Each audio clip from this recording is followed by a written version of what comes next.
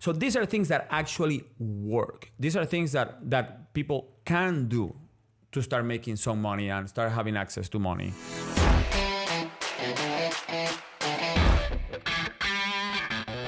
Hey, this is Matt Cox, and I'm here with Juan Sanchez, and we are going to do a review of our review video on BANDMAN KEVO, and we're going to also, what else are we going to do? I don't know. That's all we're going to do. We're going to we're running some stuff up the flagpole. Let me okay, take over here because ahead. I'm going to take full responsibility for this event that is going on right now. I told Matt that we've gotten a bunch of comments, or he's gotten a bunch of comments on the... We have some comments. We had some comments on the videos that we did reviewing BANDMAN's information. Yes. And I have been told that, first of all, people have a lot of questions and they would like to know, okay, so you're saying all this stuff is wrong, but what is the right way to do it? Or what's the right thing to do it? And the other thing is, I don't know, people just been hating. Yeah, there's a lot of anger. A lot of anger. So we were just talking about it, and I don't know. I think it was a good time to come here and review the review. Yeah. All right. We just gotta review the review. So I think one of the biggest issues, which by the way he can't comment on this, he doesn't have the card. But one of the biggest issues that people had was race. Like, oh, here's the white man hating on the black man. Yeah, there's a few of those. There's a few of those, and yeah, Matt hates on people, but I don't think he hates on people based on the color of their skin. He just hates on people. Yeah, okay? I just don't like people. He just doesn't like people in general. However, my issue is more personal because it has nothing to do with race. Obviously, I'm a minority. It has to do with the quality of information that is out there. Yeah, and bro. You and I know this is horrible, and somebody said that, oh my God, I can't believe you're bragging about this. But you and I know what it is like to take advantage of people that have access to either wrong information or no information. Right.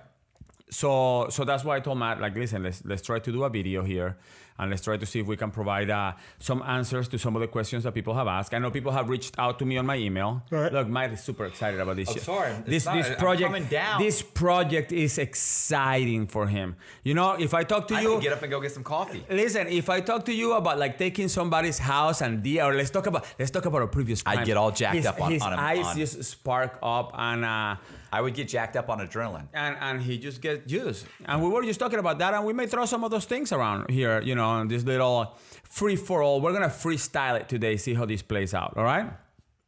So, and I'm gonna maybe I even serve as an interviewer here for a second, because I know you manipulated credit before. Yes. So very a lot. Yeah. So when you have like somebody's identity, because it's a fine line between legal and illegal. Yes. You know, it's just how you use something. It's like owning a gun.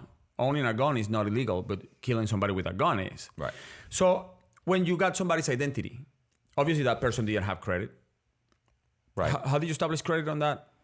On when I make an identity? Yeah, like a synthetic identity. Like a synthetic identity, correct. I love the terms of that we use as it makes it sound so clinical. It's right. Lingo is a jargon. So I mean, I need a name and a social security number, but so if it's a synthetic identity, then it's I would get Social Security to issue me a social security card to someone who doesn't exist, and I would do that by making a birth certificate and a shot record for like a child. And I'd go into Social Security and I'd say my kid was born never got a social security card because my son or my daughter or whatever was born, you know, with a midwife at home. He's 11 months old, and I'd give it to them, and then they'd issue me a social security number in the name, any name I had on the birth certificate, which is all of it's fake. And so they'd give me whatever. They'd give me, you know, a Lee Black would be the social security card, and the number would be to Lee Black, and then they'd mail it to me like 10 days later. So I've got it, and then I'd go and I'd apply for like 3 secured credit cards. So I'd get 3 secured credit cards, and I'd make the payments, and you know, and then so that person is now established in the credit bureau. Correct. And after 6 months, that person would have credit scores, unless I were to do something like add them as an authorized signer onto someone who already has established. I was going to ask you, did you ever do that? I've done that before to accelerate the process. You know, maybe in a month or so, you know, and it works, you know, obviously it works great. Yeah, it works. But the issue with it is that the person doesn't have any established credit. Like I've got 3 secure credit cards that have only been 2 months old, and then I've got one credit line that's 11 years old, and it's boosting the scores, but you really don't have even 1 year of established credit other than the authorized signer, but it says A on it. It says authorized signer. Authorized signer, yeah. If it's something like you're trying to get like a credit card, right? Like that would probably fly. You're not going to get a $30,000, $40,000 credit card. Or a mortgage, for that matter. Right. Or a mortgage.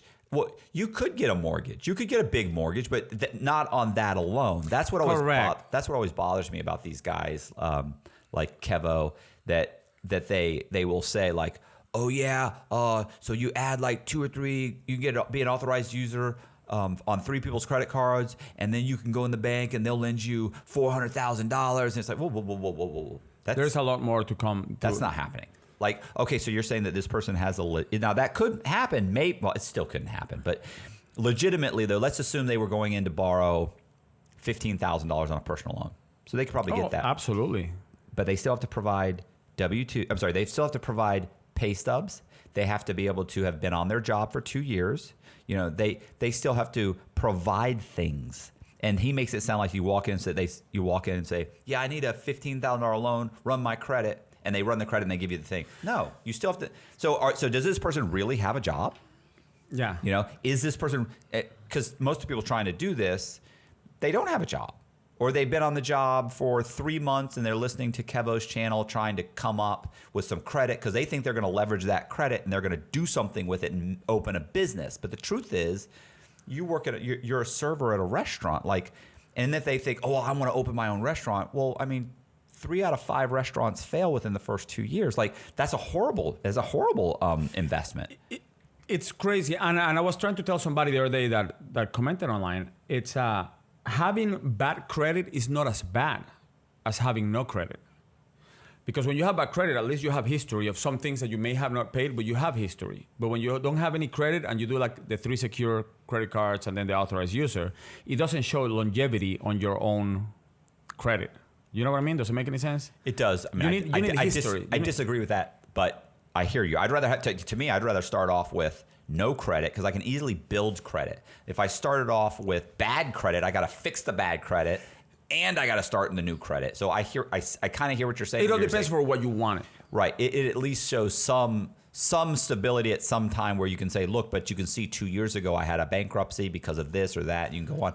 But I think for small things like credit cards, I'd rather have new credit. Oh no, with no bad credit. Yeah. It just depends on the type of loan. That's what people don't understand is that every loan is different. A credit card, the underwriting guidelines for a credit card are slightly different than the underwriting guidelines for a car loan, and they're slightly different for the underwriting guidelines for a personal loan, and they're slightly different than underwriting guidelines for a mortgage. Like all of these have subtle differences, but people are like, oh, they're basically the same. Yes, but do you understand that if you cannot fit a square into a round hole? That's just the way it is. So if you're saying, well, they're subtly different, but that subtle difference is the difference between you getting the loan and not getting the loan. Well, one of the things that I want people to understand that if you are watching this, obviously if you're not watching this, you're not going to understand it. You have 3 credit scores, TransUnion and Equifax and Experian. Right.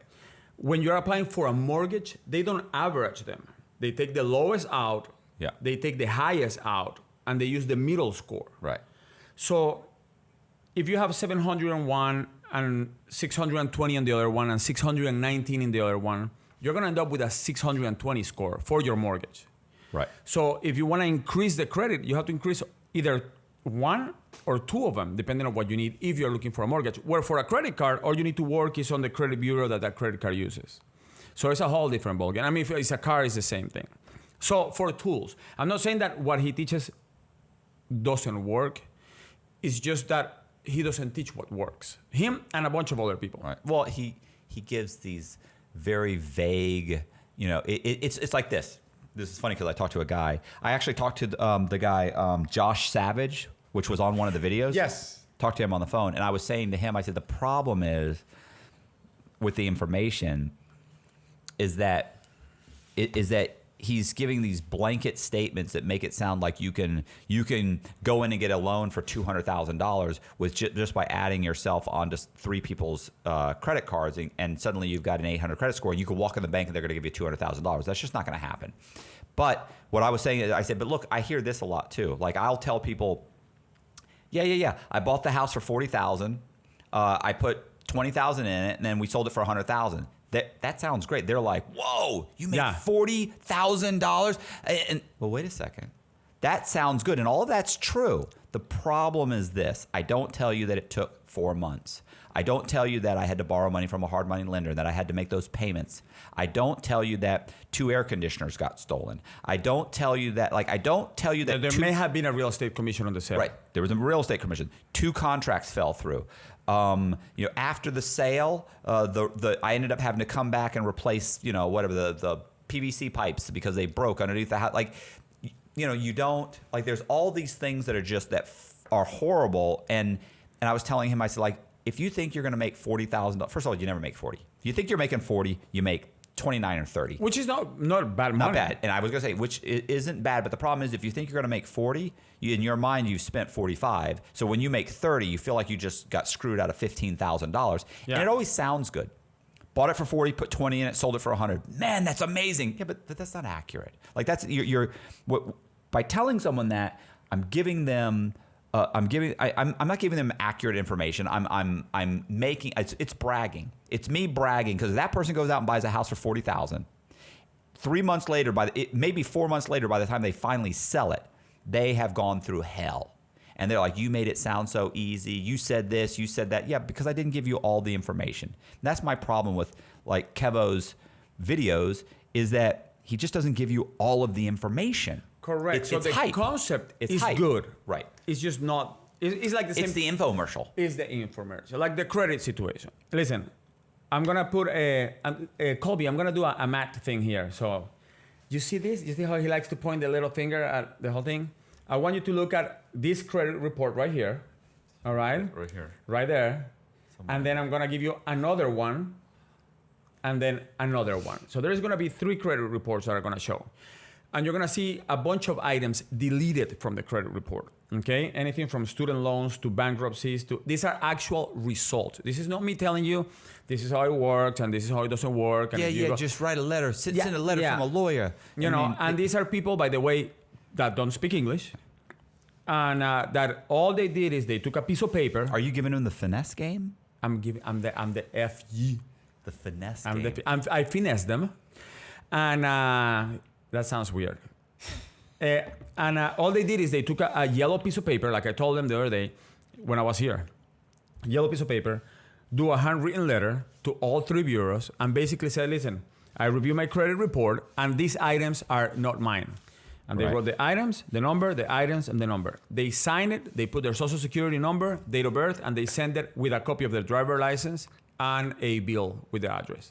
Bro, these people are getting child support deleted. These people are getting, you're going to see on one of the credit reports, student loans taken off their credit. Right. Okay? So it's that simple. There is no science to it. I've even sent some guys that send me some emails. I send them samples of the letter. Right. So you don't have to go online and steal it from an attorney. No. This is a format. This is a fill in the blank form. Right. Okay? That you just get and you fill it up and you send it back. That's it. And it takes 30 days for you to get all your stuff removed. Now, I'll tell you one thing that is nobody's touching on, bro, and it's business credit. Right.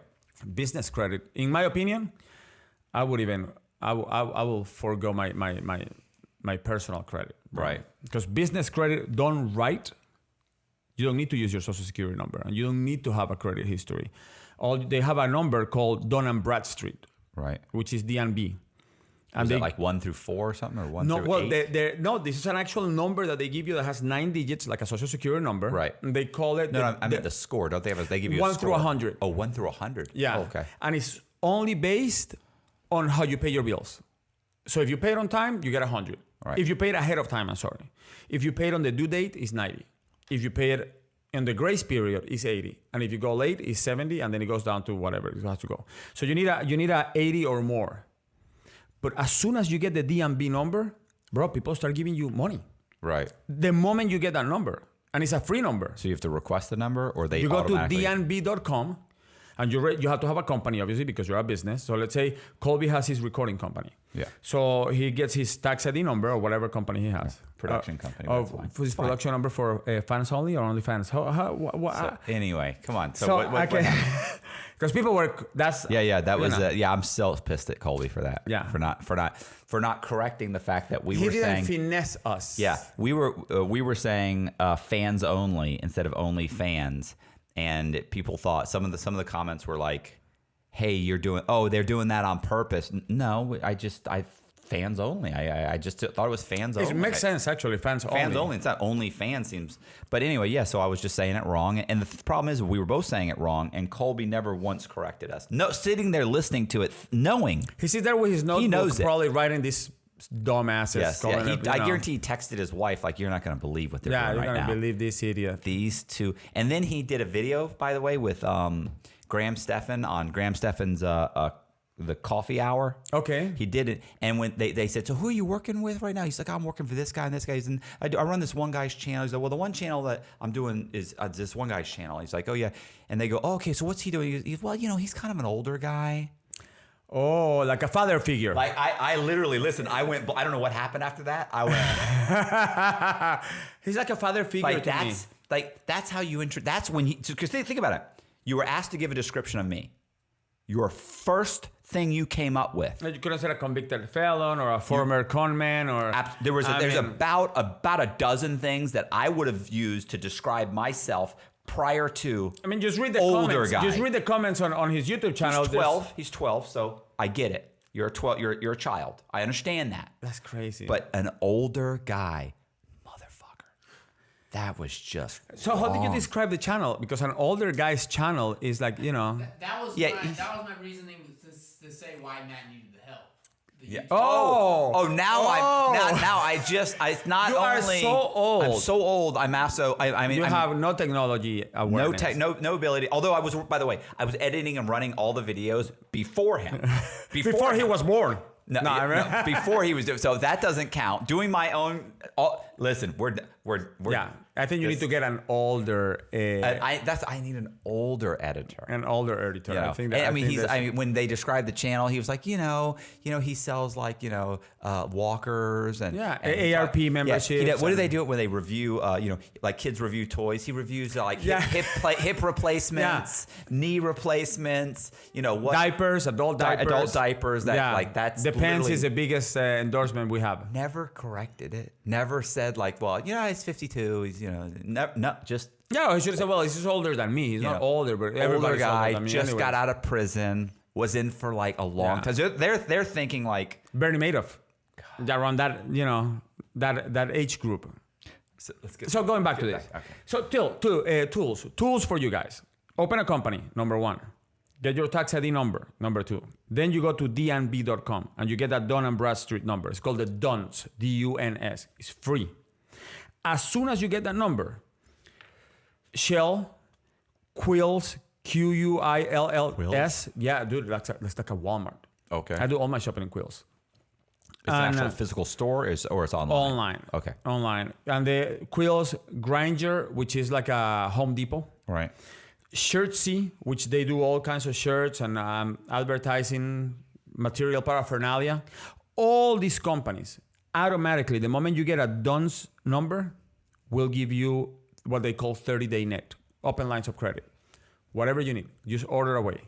Right. However, if you have a company already open and it's been open, this is for a brand new company, bro. You're getting $5,000-$6,000 trade lines. Right. An older company, a company that has been sitting there for a year or 2 years or 3 years, they take that time, even if you didn't have the DUNS number, they will take that time as time of existence. We have a lady, which I'm going to send you you can put it right here, Colby. I'm going to send you the email that she sent me. Dude, she got a $7,000 American Express 30 days after she opened her Dun & Bradstreet number because her company had been open for a year. And she emailed me. She's like, man, I never had a credit card on my credit. Right. They never approved me. And on you mine. got American Express. And you got a blue American Express business, $7,000. Yeah. So these are things that actually work. These are things that people can do to start making some money and start having access to money. And the second thing that these people have to start teaching is what to do with the money, man. Yeah, that's always the big problem is that, like,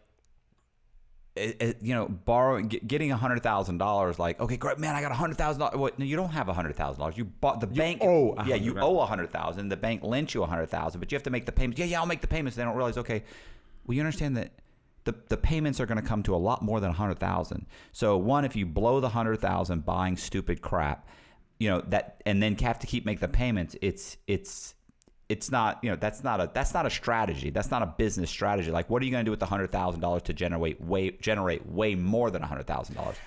And this is how I always thought. People look at $100,000 as the whole figure, but $100,000, dude, is $400 a day. That's all it is. It's what? I don't. $400 a day. If you make $400 a day, dude, every 5 days a week, 50 weeks a year, and you take 2 weeks vacation. Okay. That's not bad. Yeah. Okay. So all you gotta do is you gotta hustle $400 a day. That's $100,000 a year right there. Right. If you right now are not hustling $400 a day, man, you shouldn't borrow $100,000 because anybody can make $400 a day. Anybody, but you have to know what to do. Yeah. Well, I was gonna say, dude, let me tell you this. This is a funny story. You'll enjoy this, and you guys enjoy this. So in prison, did you ever watch Storage Wars? Yes. Yeah. Dude, I kept watching the show. And I'm like, man, when I get out, I'm gonna do that shit, and I'm gonna document it. I'm gonna watch Storage Wars. So I get out, and I Google, like, okay, where can I go? I want to bid on storages. Yeah. Well, that's bullshit. They don't do that shit anymore. Right. You do it online. So I went to this website called StorageTreasures.com. And I'm like, let me find a storage around me. So I bought this storage. By the way, they show you the pictures of what they have. Right. And they give you the inventory, everything. So you don't have to like you don't have to guess behind door number 1, So I buy this storage for $80. And it had so my friend Maria is there. And I'm like, Maria, check this out. Look at what I bought. And it had a 60-inch screen TV. Mm-hmm. It had that, and it had a water cooler, and it had a pair of shoes, and a coffee maker, and he had a stroller, a baby stroller. So I go to Maria. I said, man, check this out. I got a 60-inch screen TV. That's got to be worth about $200. I paid $80. Man, I made my money back. She goes to me, no, the money maker is a stroller. What? I said, man, you are so out of date. Who the fuck wants to buy a stroller? She goes, listen, dude, I'm a mama. Yeah. The money maker is a stroller. I said, you know what? Come with me. Let's go get the shit out of storage. So we go there. We get all the stuff out. I get the TV. I'm like, look, 60-inch. I can sell this for $120. Beautiful, bro. Brand new, flat screen. Beautiful. She goes, man, get the stroller out. I get the stroller out. And it's a brand called like City Runners or something like that. Right. And it's a twin stroller for jogging. She takes a picture of it. She goes to Google. $800 is a stroller, Right. I go, oh my God, the money's on the stroller. So and she goes, yeah. Dude. Offer up? What'd you put it on? I put it on Facebook Marketplace. Okay. And I'm still thinking like, well, So this lady shows up and she goes, do you have the stroller? I say, yeah. She goes, how much? I said, $200. She goes, here it is. Woo. And I said, you know what you're buying, right? And she goes, yeah, we've been looking for this stroller forever, and you cannot buy it anywhere for less than $600. Nice. I was like, shit, I just lost $400, yeah. So I kept the TV for me as a reward, and I gave the coffee maker to Maria because she helped me out. And then but if you have access to money, you can do these little things here and there and make, $300 here, $400 there. And $400 a day is $100,000. It's not a lot. People look at $100,000 like that's a lot of money. Like it's a lot of money to be made, and it's not a lot of money. Your goal should be $400 a day. So you get access to credit. You now have a credit card. You can go buy your storage. Those kind of things. Did you ever use missing money in prison? Missing money? Yeah, man. Listen, I'm a big I'm a big nerd, as you can probably tell right now. And he's great at writing, and I admire that skill. I suck at writing, but I'm great at reading. Dude, I read and read, and we read different stuff. Like you remember this story? Matt six me out in prison. Like this is a compound with 2,000 inmates, and he's looking for me with a book in his hand. I know you'll remember this. And he goes, look, read this. and I'm reading it, and it's the definition of a sociopath. Remember that? It was a white book, and you had it highlighted. And you're like, that's you and me, bro, right there. Textbook definition. And I'm like, dude, I don't know if, I mean, I appreciate the research that you do, but I don't know if this is helping me for my rehabilitation. But that's the kind of research he does. Good times. Good times. I do other kind of research. So there is this website called Missing Money. And you may have something in there.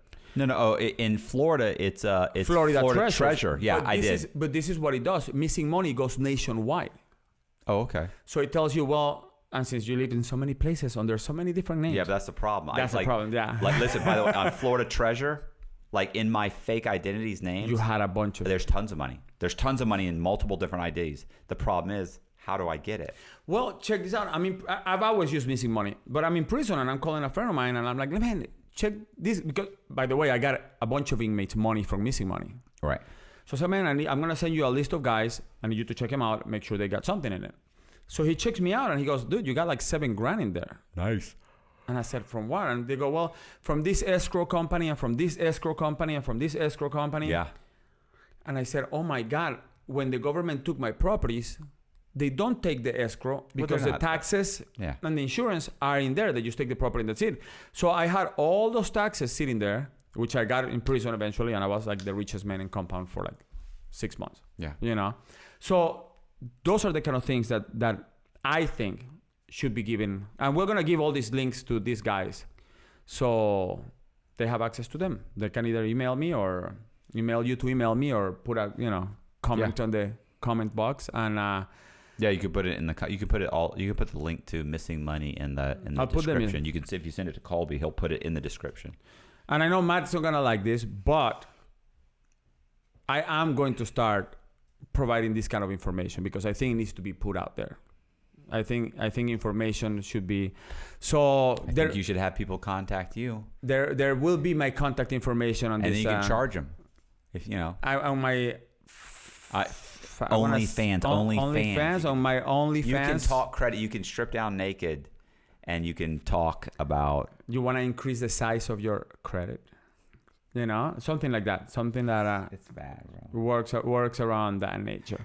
But that was, I wanted to do this little test run. I know Matt is not excited about it. So the only way you can get this guy excited about this is if you leave comments and if you subscribe and you pass this video to your friends and tell them. I also got no sleep last night, by the way. What were you doing last night, bro? So listen, what are you doing? That's another podcast. It's a late night.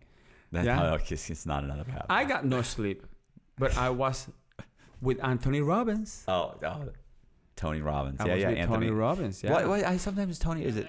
At that event? Dude, I of course. I know somebody helps me is down there. Listen, my first event with Tony Robbins. By the way, talk about a guy that makes money selling information. So I'm just putting it out there. I have no issue paying people for good information. Okay. My first event was in 1992 when he was like little Tony Robbins. We used to do it in hotel rooms. And then I did like 20 UPWs, which is where I was at. And then I did like 4 master universities. And then I paid $75,000 to travel with the guy. So I was a platinum partner. And then I got indicted. And then I went to prison. But I got a chance. Dude. Did you tell Tony that? Did you see the video? I did. Yeah. Yo, did you see him? You told him, hey. Because once you're a platinum partner, you're a platinum partner. So I came out and listen, I can throw some names in this podcast that will blow your mind. Like I did a trip to an island called Sabu Sabu in Fiji, where he has his house. And there was a guy named Michael. So when I talk business, I talk business. There was a guy there named Michael Novogratz. He owns the Fortress hedge fund. It's the first hedge fund to ever go public in the United States. Okay. And he made like $4 billion in a day. And the guy is sitting there eating breakfast with me, and I was married at the time with my wife. Pat Riley's there. I mean, I was like the broke guy in that clique. Right. I mean, everybody, right. Mark Burnett from the guy from Survivor and the producer, all those people were sitting there. And I'm just asking them questions like this. And what do I do? How do I make money? And It was a really, really cool experience. That's what Zach said because Zach worked for Tony Robbins. He said when he went to one of the seminars. Oh my God. He went there. He said the thing is, he said even if you don't need the motivation and any of that, he said you get to rub elbows with people that you would never be in the same room with. Absolutely. And the more you pay, the more exclusive that group is. Like yesterday, Jamie Kern Lima, the girl that you sold her company to L'Oreal was there. She sold it for $1.2 billion. And she's there talking to you like, hey, how are you doing? So yeah, everybody was pretty fascinated by my story of how I ended up in prison. And by the way, some of the people from the Robbins group were the ones that helped me pay for my attorney. Nice. So yeah. And so where was I going with this, Colby?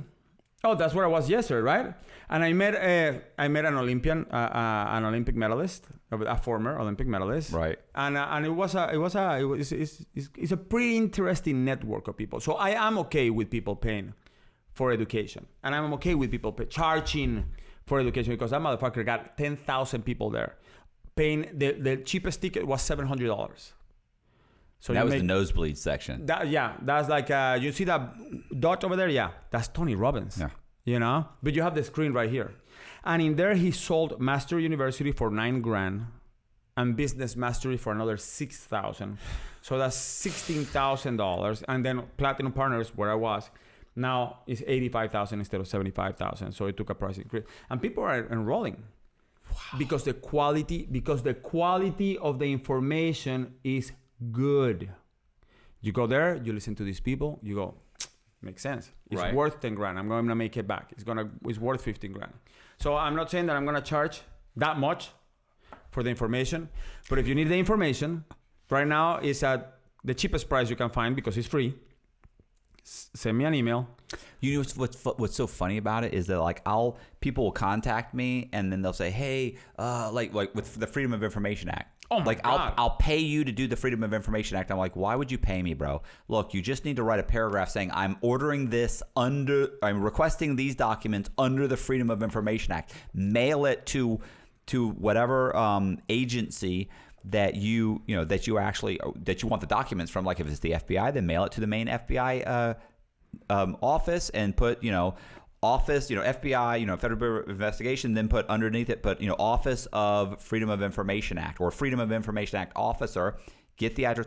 Well, yeah, but I don't know the address. It's like, it's on the internet. It's like people they would rather give me $200 to do this for them than actually spend less than 5 minutes to get the information themselves. But you tell them to find a naked picture of Diana Ross and they'll find it. Yeah. So they put the time to look for this crazy stuff. Well, it's like the guys that would tell you how, because I remember in prison I taught GED, and we I taught it's worse. I remember teaching the GED. skills program. You remember the skills program with the guys that couldn't even get their GED? Oh my God, yeah. Now the funny thing about those guys would say, well, I can't pass this, I can't do math, I can't do that, I don't know how to do, I can't read, I can't. It's like, yet you can tell me the stats of every single football team player out there. And you sat here telling me how much this rapper made. You know the lyrics to all of these songs, So you can, when you focus, you can memorize and you can learn whatever you find interesting. You just have to find this interesting. You just have to trick yourself into believing that this is interesting. And, GED in prison is a challenge. It's dangerous. I have a friend of mine whose sister is taking the SATs. Right. And I said, I'll tutor her. Take her to the office and I'll get her to pass her SATs and get a good score.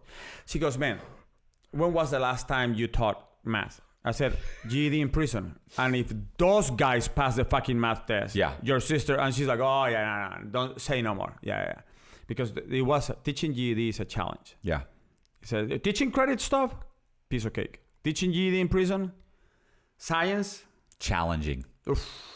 And nobody wants to be there. Can you imagine the guys that, there's a whole slew of guys now. There's like a movement that it's called the Flat Earth movement, where they believe that the earth is flat. And they're going around basically saying that scientists and the history, that it's everybody's all wrong. They're all wrong. The earth is flat.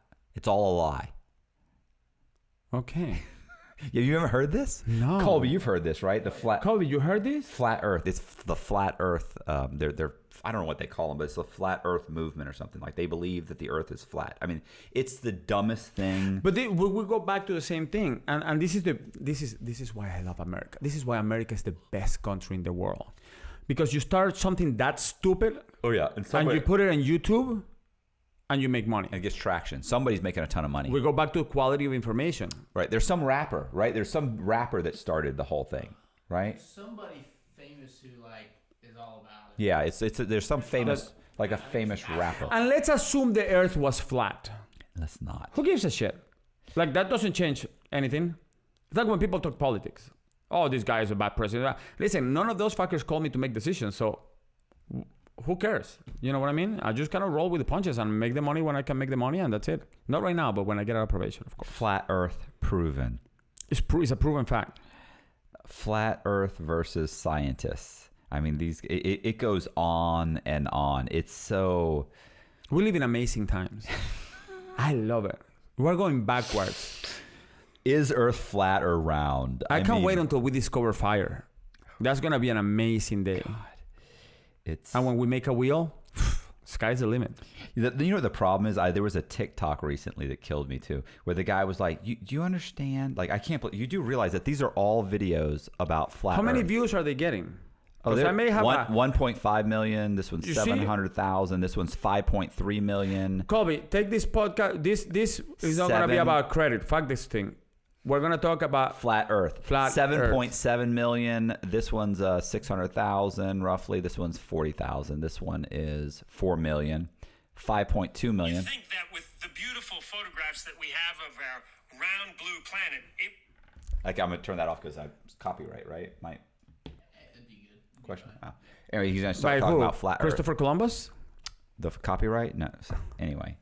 Well, so just a quick clip is all I wanted to do. Try it out. Put it on your channel. If it gets 200 views, don't invite me anymore. I'll see you all soon, and hopefully this time around I will get a thumbnail, whatever, the picture. Oh yeah, bro. Yeah. Yeah. I can't. Every time I talk to Colby, I say, if there's a guest, you put the guest in and me, and then the next thumbnail. He does it for like 3 or 4 thumbnails, and then suddenly there'll be a thumbnail. It's just me, and I'm like, where's the other guy? Or he'll do just the other person. I'm like, whoa, my channel. I was there. No, in my case, they didn't even take a picture of me. No. Oh, I can get pictures. Colby said, like, listen, I'll get any Mexican from the streets and take a picture and say it's you. Nice racist stuff. That's good. All right. Nobody loves a good racist joke more than me. Yeah. More than a white guy. All right. See ya. Hasta luego.